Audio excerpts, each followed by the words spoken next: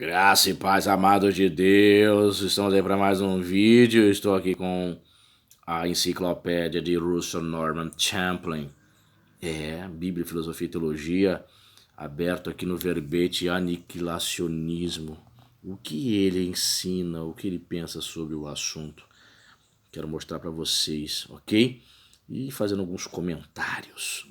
Pois bem, você que não me conhece, eu postando Anderson Poço, estamos aqui nas internet da vida, compartilhando conhecimento. Você que não faz parte da família Ponte, convido você a se inscrever no nosso canal, ative o sininho aí, da notificação para você receber as dicas teológicas, as novidades, as aulas, as lives. Perfeito, meu querido. Ative o sininho e vem fazer parte da família Ponte. Você que já faz parte aí da família Ponte, peço a você que possa estar nos abençoando, né? Compartilhando aí o nosso canal, né? Compartilhando os grupinhos de WhatsApp, Facebook, Telegram, enganjando aí, ajudando o canal a crescer, comentando, perfeito? Com todo amor, com todo carinho, né? É isso aí. E se você deseja ser um apoiador do nosso canal, aqui abaixo temos aqui no comentário o link do Apoia-se. Você pode estar apoiando o nosso canal a partir de R$5 mensais. Se tornando apoiador, vamos colocar você no nosso grupão, no grupo da família do WhatsApp, e vamos começar a sortear livros de teologia para os apoiadores, perfeito? Vamos lá dar uma olhadinha agora. O que o Champlin diz sobre o aniquilacionismo? O que é o aniquilacionismo? É um ponto de vista pessimista do destino final da humanidade, em parte ou em sua inteireza. Tal nome vem do latim nihil, nada. De acordo com essa teoria, o homem em sua totalidade ou em parte é reduzido finalmente a nada. Formas. Número 1, materialismo. O homem, para começar, é apenas uma criatura física e a morte biológica é suficiente para pôr fim à sua existência. 2, exclusivismo espiritualista. O homem é mortal, embora possa receber imortalidade sob certas condições. Deus outorga a alguns uma forma dependente de imortalidade, deixando de lado as outras. Isso significa que muitos deixam de existir, visto que não receberam imortalidade. Tal coisa pode suceder quando da morte física ou poderá ocorrer finalmente após a segunda ressurreição. Homens ímpios ressuscitarão por breve período para propósitos de julgamento, mas então serão totalmente destruídos. Essa é uma doutrina fantástica ao ponto de absurdo. Você vê que ele não concorda com a doutrina do aniquilacionismo. Tampouco eu, tá, pessoal? Você que está me conhecendo agora, eu também não concordo não. Só estou mostrando aqui que é uma doutrina um tanto quanto bastante polêmica, que muita gente, muitos estudiosos defendem. Eu não defendo, certo? E Champlin também não defendia. Ele diz que é uma doutrina fantástica, absurda, né? Aliás, para você que não sabe, Champlin, ele seguindo os pais da Igreja Oriental Grega, ele cria uma possibilidade de salvação pós-morte, uma espécie de universalismo, né? Ele dizia que o inferno não era para punir, mas era algo remedial. Diz mais aqui. Se o homem tiver de ser extinto, que isso ocorra por ocasião da morte biológica.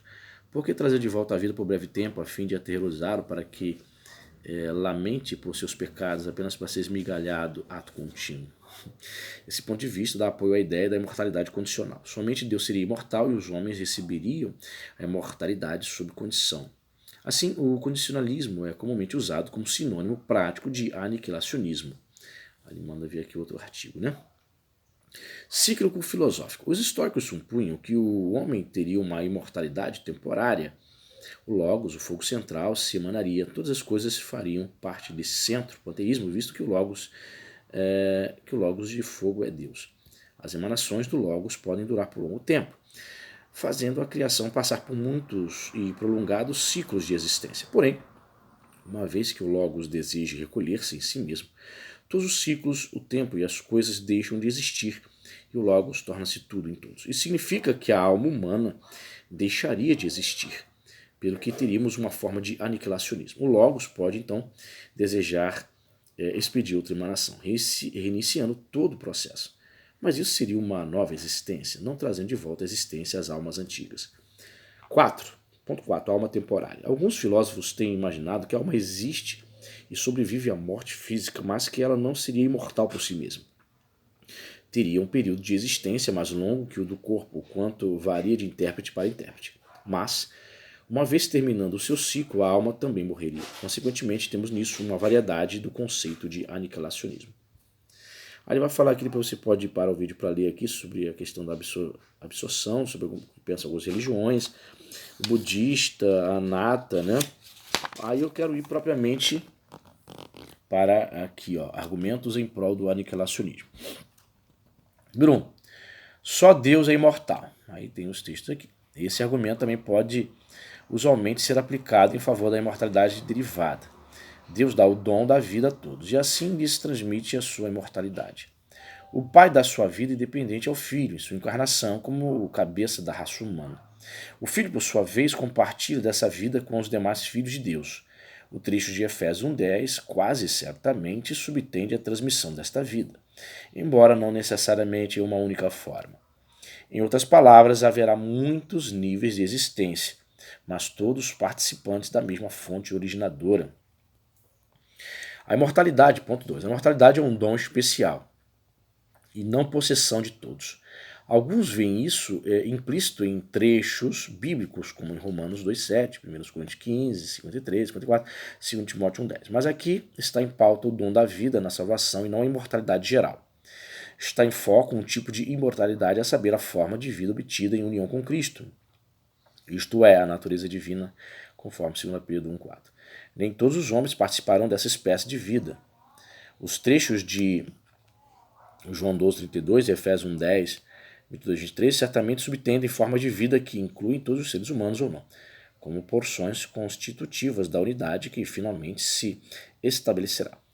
Esse é o mistério da vontade de Deus. Aí ele manda ver as notas completas, né? No Novo Testamento interpretado, né? O enciclopédia dele fica muitas vezes jogando para o Novo Testamento interpretado dele, né? Comentário do Novo Testamento dele, que é o Novo Testamento interpretado, NTI.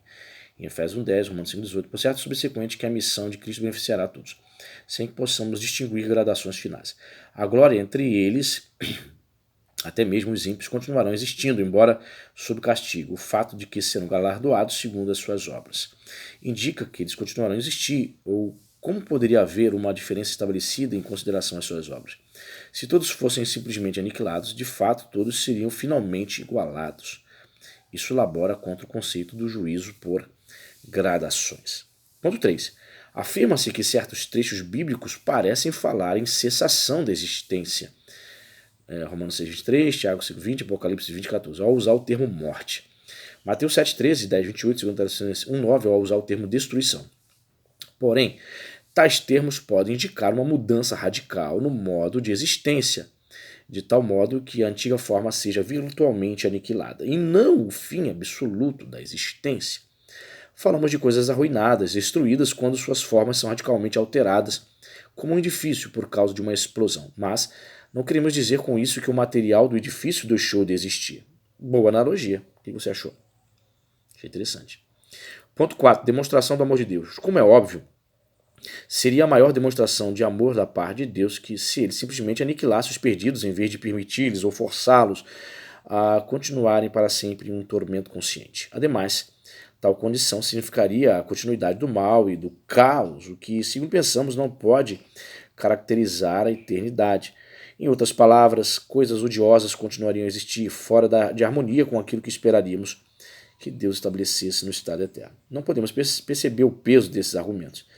Muitos intérpretes pensam que prestam a Deus um serviço mostrando versículos que afirmam essas tragédias por estarem mantendo a ortodoxia em torno de uma doutrina falsa. Na verdade, o aniquilamento é uma doutrina falsa. Veja o que ele pensa. Embora haja uma melhor maneira de respondermos a essas objeções. Podemos frisar que Cristo cumpriu uma missão em prol dos perdidos no Hades, 1 Pedro 3,18, nem 4,6. E que isso tem efeitos contínuos sobre o destino humano, Efésios 4,10. Eventualmente, Cristo encherá todas as coisas, tornando-se tudo para todos. Ele pregou seu evangelho aos mortos desobedientes, 1 Pedro 4,6, como parte desse programa remedor. Então, naquela questão de 1 Pedro 4,6, ele entende que o evangelho foi pregado sim aos mortos. Não teria sido uma proclamação da vitória de Cristo, mas é a pregação literal do evangelho no Hades, quando Cristo morre, né? O que eu não concordo, mas Essa era a posição dele. O mistério da vontade de Deus, meu artigo, significa que haverá uma restauração final de tudo em torno de Cristo. Então, ele também é inclinado tanto ao universalismo como ao restauracionismo, né? Que é a ideia de que Deus restaurará todas as coisas no final dos tempos. Com a unidade e harmonia de todas as coisas. O juízo será instrumental nessa finalidade, porque há coisas que Deus só pode fazer mediante o julgamento. Isso não significa, todavia, que todos os homens serão remidos no sentido evangélico, mas significa que todos os homens serão restaurados de modo a participar da unidade final em torno de Cristo, o Logos, como cabeça de todas as coisas. Então, Champlin tem uma ideia, assim, uma teologia própria dele, né? Ele dizia que alguns homens serão remidos, e na glória esses homens teriam uma espécie de vantagem espiritual em relação àqueles que vão partir desta vida, olha só, vão partir dessa vida e vão para o inferno, mas no final de tudo, o inferno não serve para punição eterna, mas para, no final de tudo, esses indivíduos que estão no inferno serem restaurados. Então ele separa os grupos de pessoas que serão remidas, né, e pessoas que vão para o inferno, mas depois de tudo vai ser restaurada e também viverão uma situação também bem melhor, longe do inferno no final de tudo. Não estaria essas pessoas no inferno para todo sempre, né? Assim ele tornar-se a tudo para todos, conferindo propósito, utilidade e glória para todas as formas de vida e de coisas. Esse é o discernimento dos textos bíblicos que olham para além daqueles outros que falam sobre um sofrimento interminável. Esse é o mistério da vontade de Deus, e quando usamos a palavra mistério, queremos dizer que aquela ideia particular ainda não havia sido revelada naquele momento. Esse ponto de vista do julgamento olha para além dos pontos de vista anteriores, mostrando que a própria existência é otimista e não pessimista, como o outro ponto de vista certamente ensina. Deve-se adicionar aqui que as igrejas anglicanas e ortodoxas, igrejas orientais, por meio de muitos representantes, sempre falaram sobre o destino humano nesses termos, seguindo o ângulo da visão mais otimista dos pais gregos, em contraste com os pais latinos da igreja. Portanto, esse ensino sempre fez parte da herança cristã. Então ele sempre vai bater sempre nesta tecla de que nós protestantes aqui do Ocidente, herdamos a teologia da igreja latina. Logo, nós protestantes teríamos herdado a teologia do inferno, de um inferno punitivo da igreja latina, a herança da igreja católica, algo que os pais gregos não ensinavam, segundo Champlin. Então ele seguia aí a teologia no que diz respeito à descida de Cristo ao Hades, a descida, a restauração dos homens, a ideia de que Deus vai restaurar, uma espécie de universalismo, né? Dos pais gregos, né? Orígenes ensinava isso, né? Então gostaria que você deixasse seu comentário aí, qual é o seu pensamento a respeito disso. Faça seus comentários com carinho e com respeito. Deus abençoe e até a próxima.